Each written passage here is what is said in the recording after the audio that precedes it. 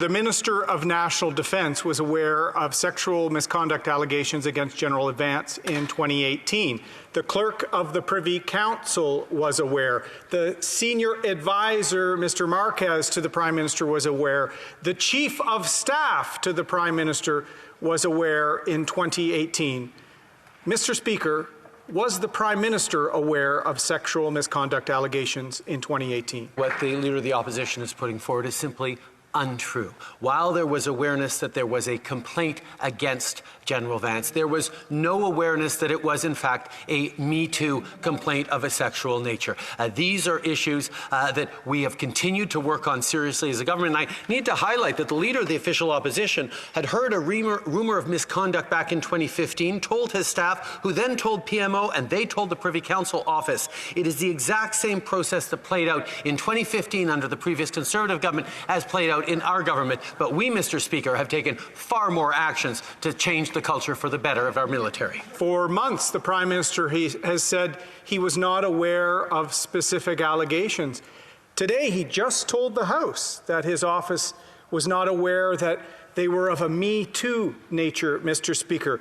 The only trouble is his team used the term sexual harassment in their emails about this incident in March 2018, Mr. Speaker. Will the Prime Minister be honest with this House and with the women serving bravely in our Canadian Armed Forces that he was aware and he failed them for 3 years? Honourable Prime Minister. Mr. Speaker, as a government, we have consistently stood up for survivors, stood up against harassment and intimidation in federal workplaces across the country and indeed in the Canadian Armed Forces. We have made significant investments in improving systems and accountability, and we will continue to do that.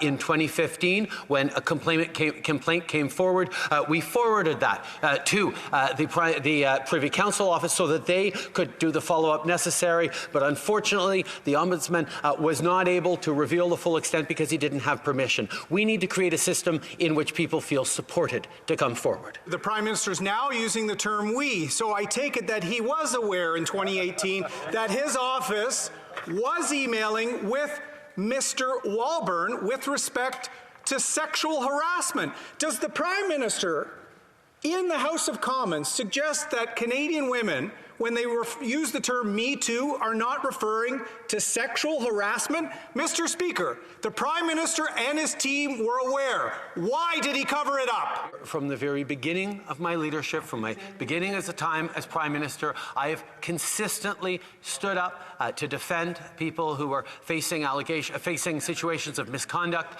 or sexual harassment, and I have always done that every step of the way, and my office has always taken that just as seriously. We will always stand with survivors. We will always ensure justice and support for them every step of the way.